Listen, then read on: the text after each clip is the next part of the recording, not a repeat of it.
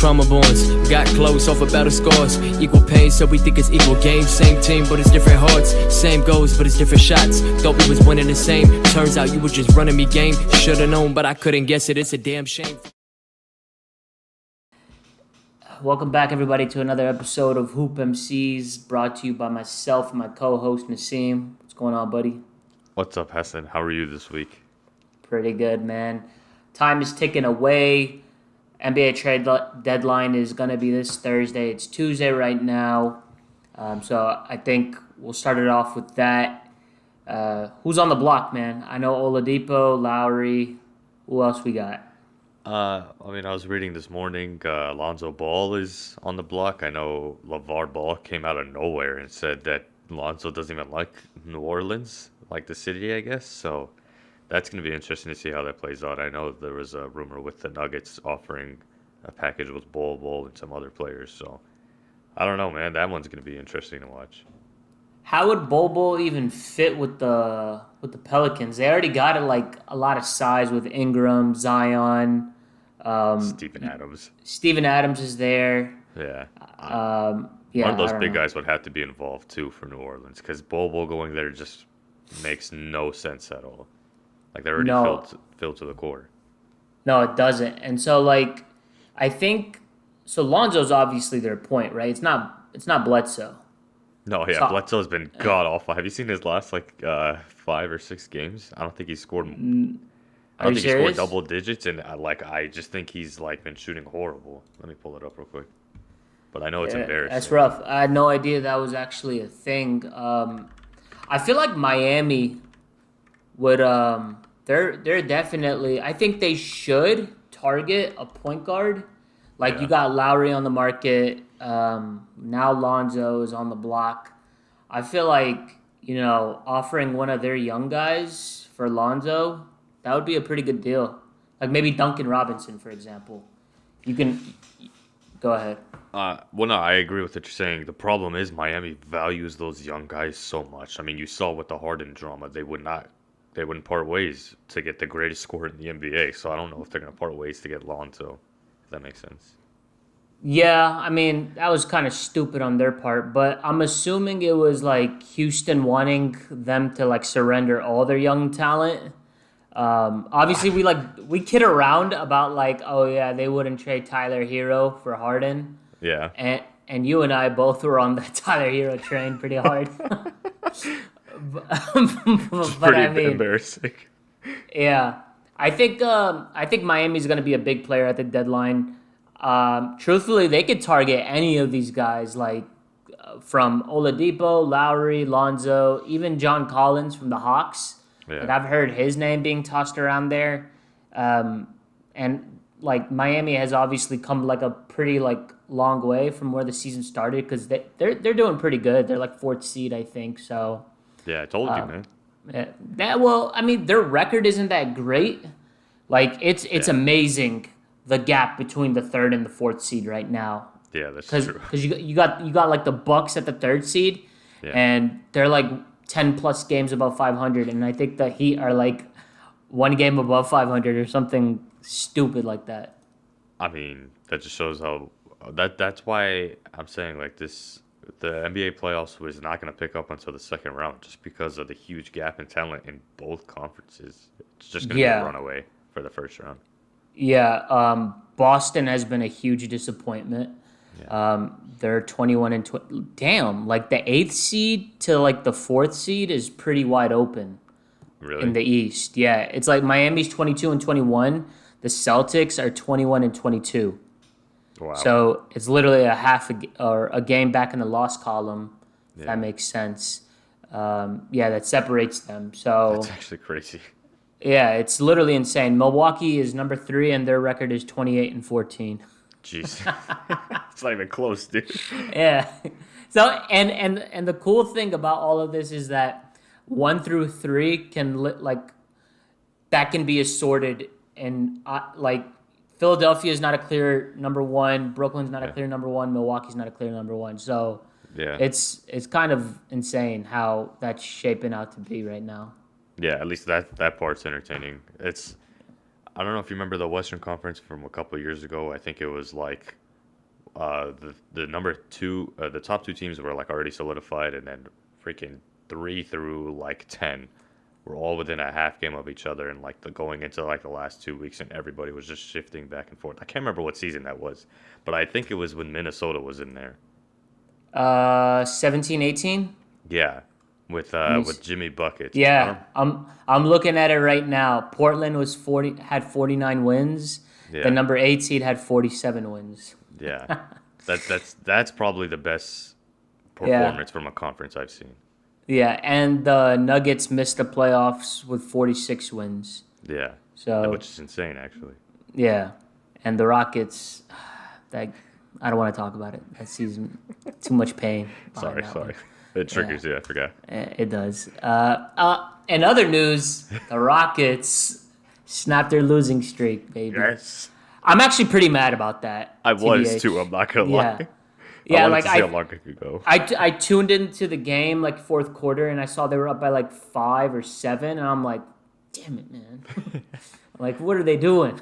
Yeah, I saw we were up going into the fourth, and I was like, oh, damn it, now they're going to ruin the streak. And after 20 losses in a row, we're still above Minnesota, which is so annoying.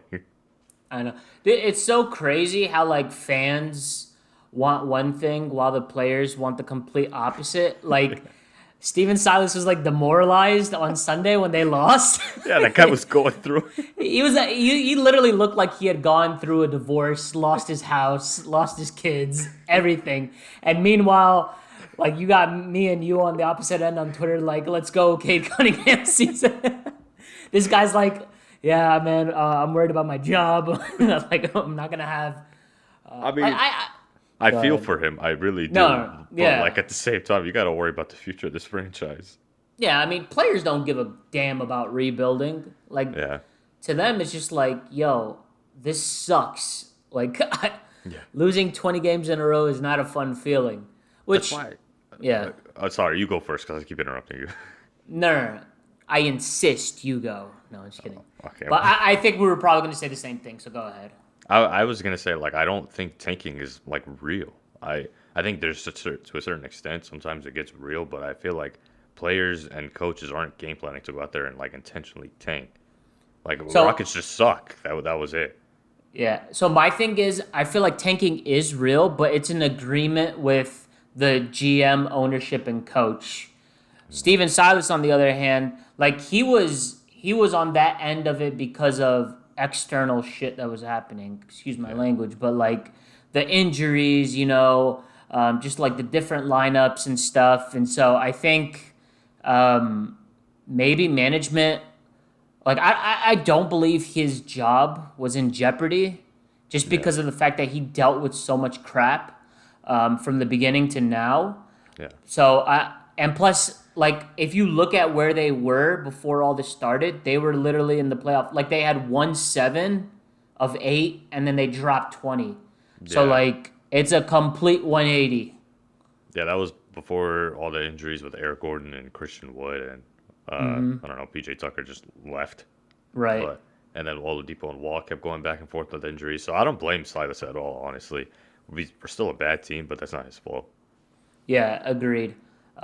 So since we were talking about the Rockets, I kind of want to shift to the Nets because of Harden, the anti-Rocket. He's there. His teammate Kyrie Irving reported wants to take a leave of absence to take care of some family stuff. Dude, when I heard that, like, today, I started thinking, like, man, Kyrie and KD's legacy is being saved by Harden, literally. Because... like, Kyrie, like, obviously before Harden showed up, he took a leave of absence, and then, he got caught in a club or whatever, celebrating for his sister's birthday or whatever the case may be, and KD being hurt and stuff. Like, the Nets would be trash. Not trash, but they would have been, like, literally barely above 500, if it wasn't for Harden there. So, go ahead. I just think that further proves his MVP case. I know we keep kind of bouncing between that, but like I genuinely believe if he's not a top 2, he's at least top 3 MVP candidate, in my opinion. Like right now, I think he's definitely a number 2 with Jokic being number 1. Like LeBron kind of fell off a cliff just because with AD being hurt, and they kind of like just haven't been performing that well. And now LeBron's hurt. LeBron's hurt. Joel Embiid is hurt. Yeah. And I think honestly, if the Sixers don't get the 1 seed, that even makes it even a bigger case for Jokic to get the MVP, in my opinion. But if the Nets end up finishing number 1, KD and Kyrie go out for multiple games, like throughout the rest of the season or whatever the case may be, is there a legitimate shot that Harden wins MVP? Because I think there was this one, there's this one article that I read where because he started off in Houston and they did poorly, that's like the major thing to affect his case for MVP. What do you think of that? That was like, what, 4 games, if I'm not mistaken? So I'm not counting that again, which is complete bull if you're going to count that against him. But in terms of if Harden wraps up the number 1 seed with KD and Kyrie missing games, it just depends on Jokic, where the Nuggets are at, honestly, since he would be the next biggest threat. If the Nuggets fall below, I would say, like top 4, then you could give it to Harden. If he finishes top 3, top 4, then they're probably going to give it to Jokic. Because Giannis and Harden are going to cancel each other out. At the end of the day, it's going to be which team had the better record in the East. So then it just becomes them two versus Jokic, I feel like. You think Giannis is going to get included in there as well? Yeah, if they take the number 1 seed. If you see what I'm saying. Yeah, you're right. So I think, honestly, it's like what you said. If top 4, I think that's a pretty good spot. Jokic wins it. I think this kind of like, unless the Lakers come back and they make a crazy run with like LeBron playing well and pushes them to the 1 seed, I think LeBron lost it already, TBH. Embiid comes back. If Sixers finish 1 seed, Embiid wins it. Yeah. Nets finish 1 seed. I think you got to Nets finish 1 seed with Nuggets finishing below 4 seed. I think you have a strong case for Harden to win it. Yeah, and that's why you said last episode, this is one of the crazier MVP races because there's not a clear favorite anymore. Yeah, just because of the injuries, honestly, like Embiid being hurt, LeBron being hurt, and then like right now, Jokic is obviously the only one left for those 3 that started off as the candidates. Yeah. Who knows, man? If he gets hurt or if the Nuggets start sucking, like that, I feel like it's just a matter of time before it just leaves it out for Harden to be the only guy left. Yeah, my only concern is when KD returns. That's been the only thing everyone's been waiting on, is what's going to happen with Harden's performance and how the Nets are going to gel together. So we still have to wait to see about that. My guess is that it's not going to, like, my thing is it could hurt him, like, to win MVP, because I think they're going to mesh, honestly. Like, KD doesn't need the ball. He could play off the ball just as fine. Yeah. So I think it's just going to hurt him probably a little bit more, just because, well, I don't know, honestly. That's just an instinct guess to say, but it could not, man. At the end of the day, if Harden's... Why are you laughing? Because you keep going like back and forth with yourself. Yeah. I have a habit of doing that, honestly. I don't know, man. I have no idea. I don't know what I'm talking about. We appreciate you guys for tuning in. No, Wow. I'm joking. But no, I don't know. It is crazy, though. Man, I want to switch gears to something else that I know we're going to have a field day with, but I want to wait a little bit because I know do you still have more on this topic? I feel like I know what you want to switch gears to. I think I'm done with this topic. Go ahead, man. Okay, since we're talking about KD, let's talk about one of KD's former teammates, right? Draymond Green. Okay, this guy came out, it was today actually, he said that he's the greatest defender ever in the NBA. Which is ludicrous, by the way. That might be one of the stupidest statements I've ever heard in any sports. Time out, man. Let me see how many. So let me look up this clown, dude. Like, how many first team all defenses was he on? I know he won Defensive Player of the Year. How many times? 1 time. NBA Defensive Player of the Year. 1 time. Michael 3-time. Won it 1 time. What's the big deal? Yeah, 3-time NBA All Defensive First Team. two-time NBA All-Defensive Second Team. So he was like those honors from 2015 to 2019. Obviously not last year because they sucked and they were just a really bad team. So which kind of I wouldn't say it proves the point, but the Warriors have like a pretty good identity for a defensive team. I'm not saying that Draymond Green is not a bad defense. Like he's not a good defensive player or not a great defensive player, but Yeah. defense at the end of the day is kind of like a team effort, I think, in my opinion. Yeah, he had Clay and Andre Iguodala right next to him. Exactly. And by the way, did he just like forget that Hakeem Olajuwon ever existed? That's literally who I was thinking of too, dude. Like there's this argument that like, oh, he could guard 1 through 5. So could Hakeem Olajuwon. And I guarantee you he's not doing anything to stop Hakeem Olajuwon or Shaq or Tim Duncan or any of the other great bigs. Yeah, and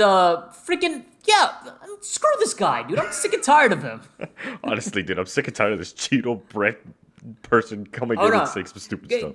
Go through the little argument that he was in with Tony Allen. Oh yeah, okay. I have to pull it up, but I know what Tony Allen said, and I know what Draymond said, and so Tony Allen says, how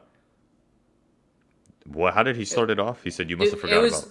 So he basically said Draymond came out. Somebody quoted him saying I'm the best defensive player, whatever, yada yada yada. Tony Allen quoted the tweet, and he was like, "No, you never got your stamp." I don't know what that means, but I guess he was talking about like nobody ever gave him that title. I guess that's what it means. Yeah, am I wrong? That's exactly what it means. I also have it pulled up, like the tweet, the conversation. He says, "Big Cap, who stamped you? Who you clamp? In the words of Jay-Z, we don't believe you. You need more people." Like he's basically saying Draymond just gave that title to himself first off, and second off, who has he defended that's like an all-time great that we can actually consider that he shut down? Nobody. Yeah. Tony Allen is a better defender. Tony Allen got praised by Kobe and KD, saying that he was the hardest person to go against, like in terms of getting defended by. Yeah. So, which is a valid point, like, you need that stamp of approval from your peers to be like, so that way you can actually hold that title. And Draymond Green has done this so many times where this guy literally just pats himself on the back. Yeah. Out of nowhere. And then he was like... Out of nowhere. He was like, he tweeted after, he was like, they're hating because they know it's not a lie. Otherwise, they wouldn't talk about it. No, idiot. We're talking about it because it is a lie. Oh, by the way, he was saying, so Draymond responded saying, I was waiting on you to stamp me, big homie. But your stamp book started running low in 2015 when we used you against your team on the way to my first championship. What the hell? Where was he playing? He was with Memphis. That series, Tony Allen was just left open the whole series. Like nobody would even put a defender on him, and they lost. Okay. What does that have to do with defense? We all know Tony Allen wasn't a good defender, but that wasn't the problem. No, he wasn't a good offensive player, right? Yeah, sorry. And honestly, why is Draymond talking? Like this guy averages 7 points as if like he's contributing anything, he's playing with two of the greatest shooters of all time. He shoots with a 30-pound backpack on his back every time, so I don't want to hear shit from him. He shoots like he got that Dora the Explorer backpack on. You see the picture of him taking a jump shot? He has a backpack on him. It's like those kids in high school who are like, hey, yo, let me get a shot. They're on their way to first period. Yeah. Oh, man. God, I hate this guy so badly. I feel like we could like just dedicate a whole 2 weeks worth of episodes of just bashing on Draymond Green. I would easily. Love that. Dude, when this pandemic is over, I feel like we should have just a random 2-minute segment on every episode where we just straight up go off on Draymond Green. I would be so down for this. It's like a good way to relieve stress too. It really is. It's therapeutic for me. Yeah. But I'm probably going to use this as my promo for the next episode. Yeah. It's a pretty good one, honestly. We had a good time. Yeah. Oh, man. I was feeling anxious about this episode, but thank God we brought him up. Yeah, honestly. So that was a great way to close it out, honestly. Well, thanks, I guess. Yep. See you guys later. No, I'm just kidding. But other than that, I guess we're just going to wait on till this trade deadline happens. I think on Saturday we'll probably talk about it. It kind of sucks, like, how we're a bit late to the party with just the way we post. Yeah. But I mean, we could record like Friday if you want, the day after the deadline. you mean like record Thursday? Oh, like record Friday and then post Saturday? Yeah. Or are we talking about our plans on the live episode? I don't know, honestly. If you guys are still around, just turn it off already. We'll talk about it later. So go ahead and wrap it up, man. I want you to do it. Thanks. I appreciate the honors. All right. If you're still around and you're still watching us, we're also on Apple and Spotify, okay? I know that you are watching us on YouTube because you can see my face right now. But if Subscribe. You can't, Keep going. and subscribe on YouTube. But if you can't see my face, then you can see my face on YouTube, Instagram, and Twitter, where we post promos, clips, or the whole video on YouTube. So That make is sure you check us out YouTube. on there. Instagram and Twitter. Keep going. I can't. There's a voice just speaking to me, dude. Keep going, man. I'm kind of like the little sound effects in the background. I don't think there's anything else. I told him to follow us on all the platforms. Make sure you follow us, like, comment, subscribe. Keep going, Oh, yeah. man. Make sure you follow, like, comment, and subscribe on each platform. Show Yeah. some love, and we appreciate your support as always. Man, my guy killed it. We appreciate that. This episode will be out on Thursday. Not that it matters because this episode's going to drop on Thursday. You don't need me to tell you that. But like my guy said, we appreciate y'all. We love y'all. See y'all till the next episode. Peace. Peace. Trauma bonds, got close off of battle scars. Equal pain, so we think it's equal games. Same team, but it's different hearts. Same goals, but it's different shots. Thought we was winning the same. Turns out you were just running me game. Should've known, but I couldn't guess it. It's a damn shame.